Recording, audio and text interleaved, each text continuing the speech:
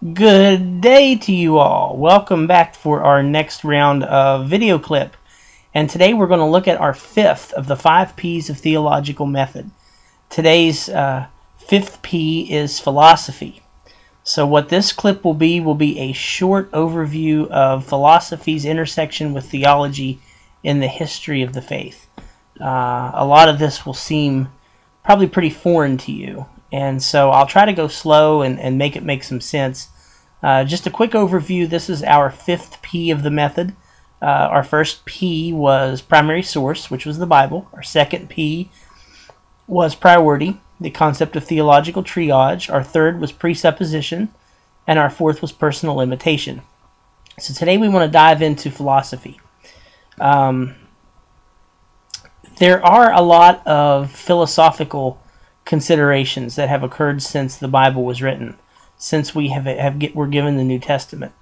And even then, the New Testament itself was not written in a philosophical vacuum, but was written to a people who understood the basic ways of life of the authors and of the times of Jesus.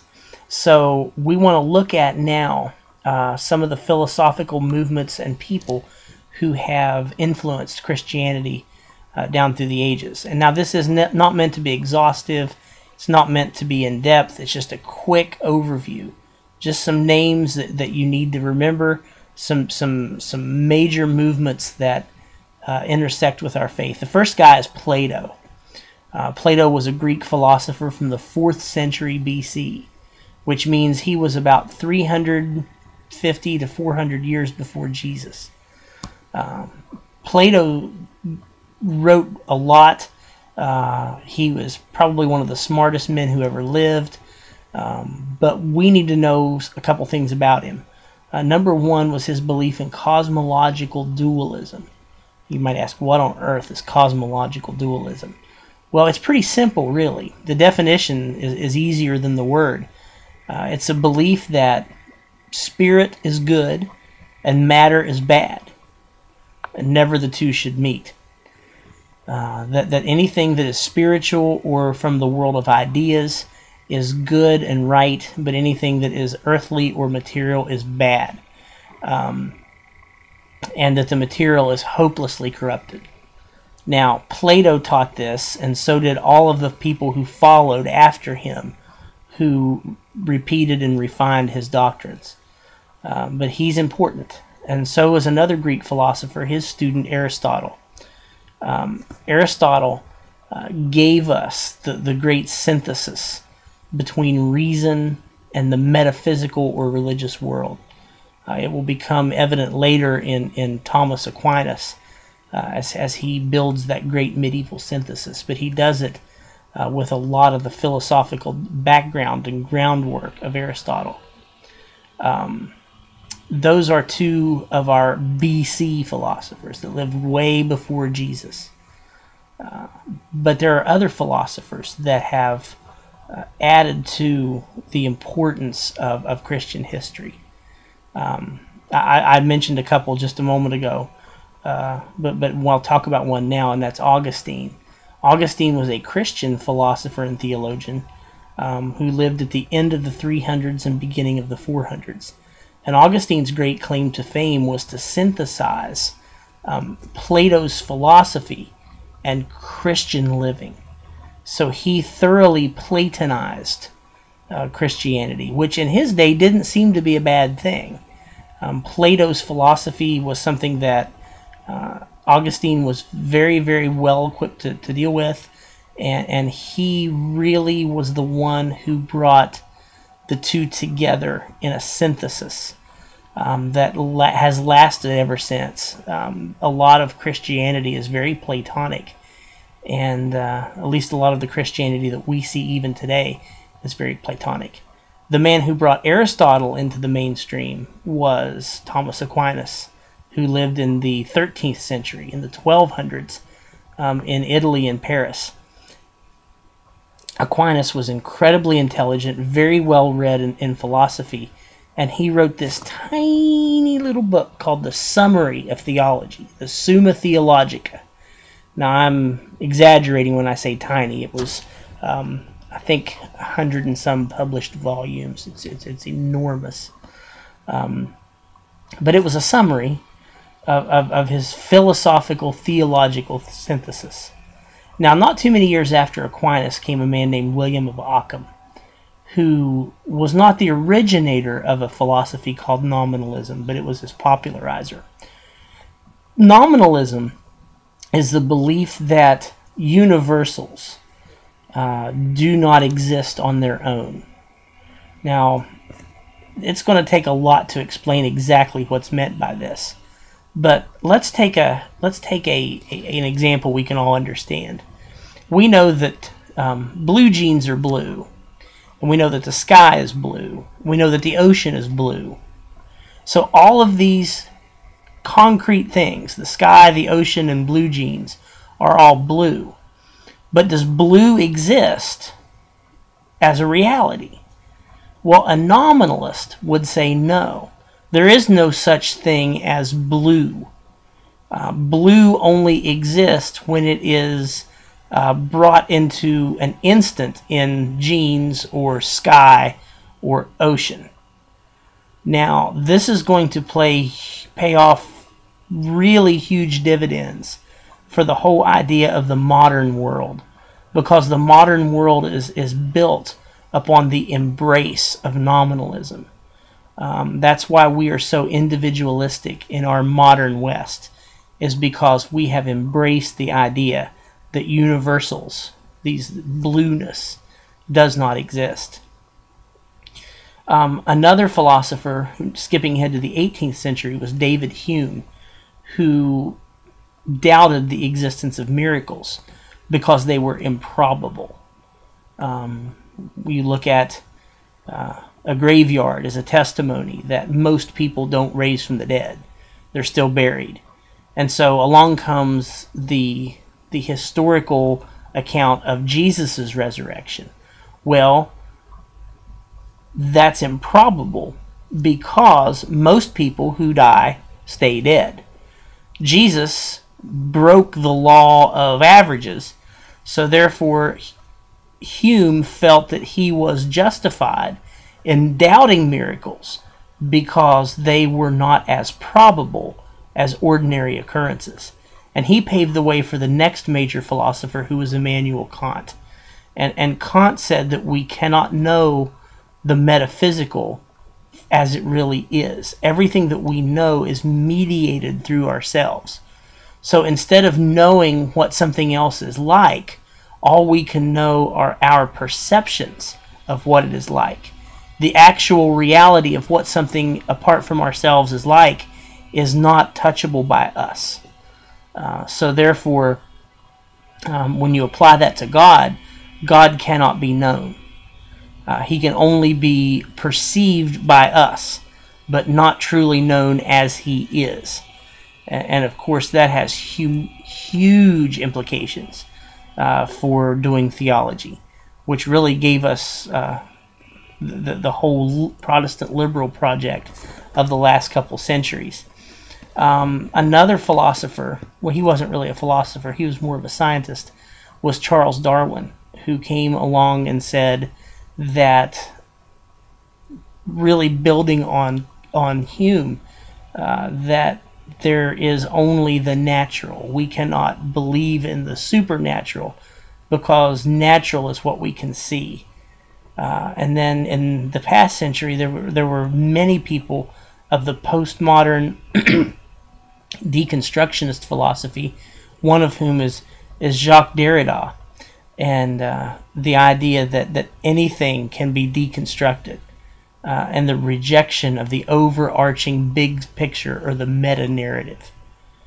And so we have all of these different philosophies. We have Plato and Aristotle and nominalism and Kantianism, Darwinism, postmodernism, all of these philosophies just swirling about us.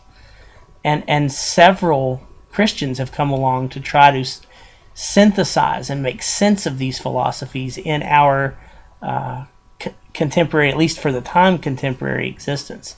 We've already mentioned Augustine and how he attempted to bring Plato's philosophy and Christian terminology together, and Aquinas, who tried to bring Aristotle's philosophy and Christian terminology together. Another man who was very important in the marriage of philosophy and theology was Friedrich Schleiermacher, the 19th century German, who utilized Immanuel Kant's philosophy of our inability to know things or people as they are, and created Protestant liberalism. He was very important in the history of Christianity. Another is, as a man who's still alive at the time of this taping, George Lindbeck, whose Nature of Doctrine is an attempt to utilize a theological method based upon what he calls post-liberal Christianity. That Christianity is viable and is held truthful in communities. And truth is something that is communally relevant. In other words, Christianity might be true to the vast majority of Americans, but to the vast majority of Iraqis, for example, Christianity isn't true, Islam is. And so you judge truth by the community that holds it, rather than from some objective, universal criteria. I think Lindbeck is a genius. I just don't agree with his conclusions, because he makes the impetus for spreading the gospel almost zero, because why evangelize a community who does not hold your truth values?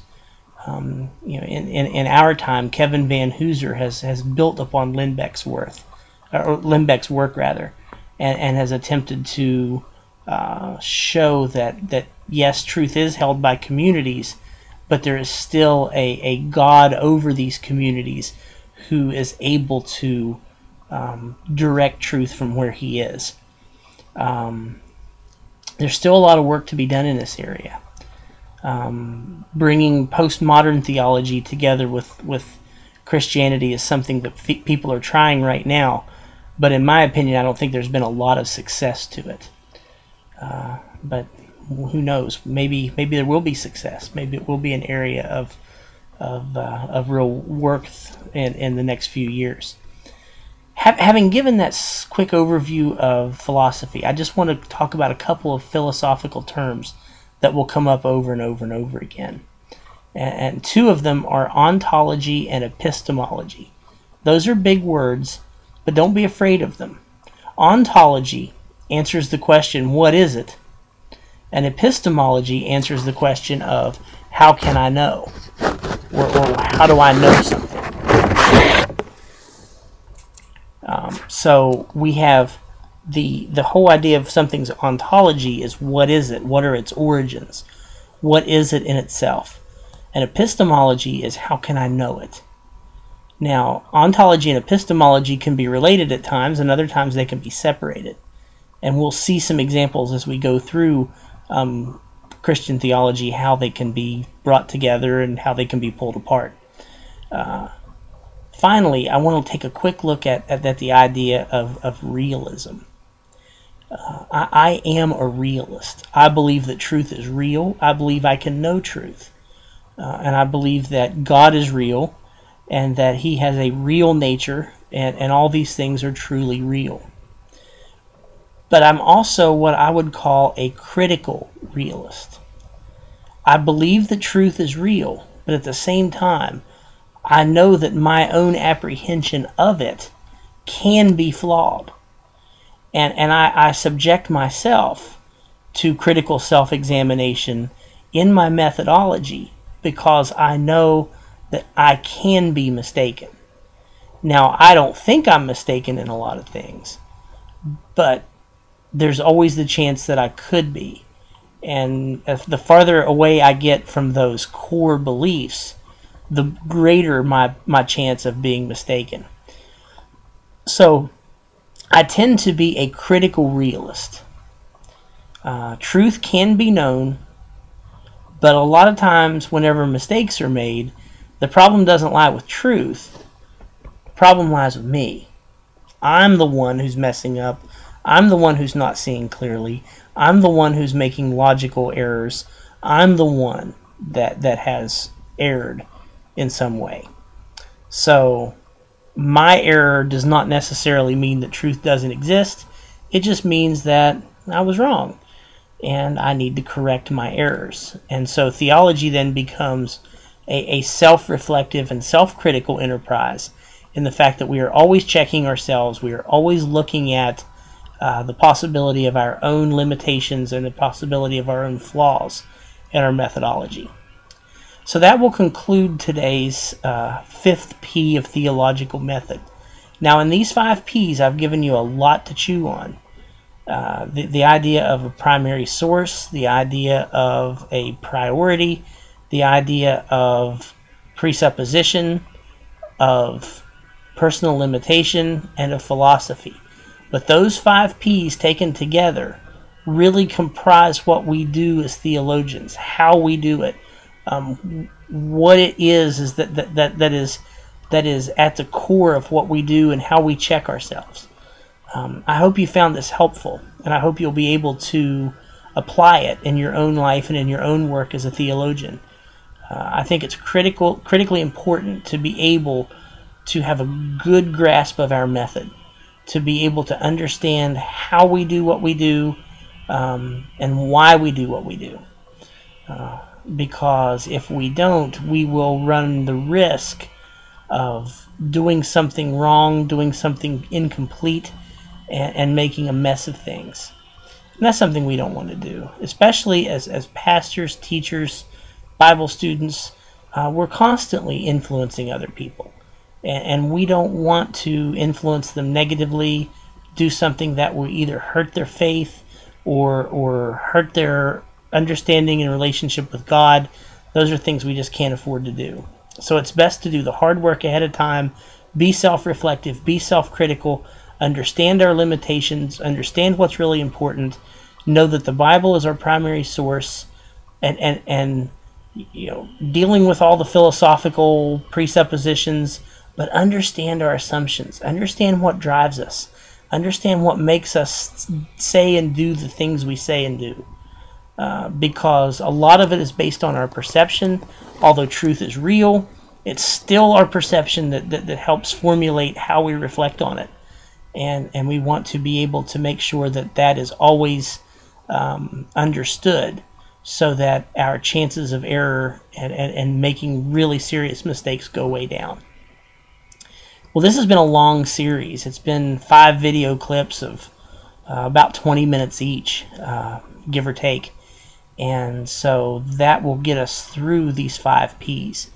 Now in our next clip, we want to look at where is theology done, and what it's all about, and what is the buzzword of what we do. And we'll jump on that next time. So have a great day, and God bless.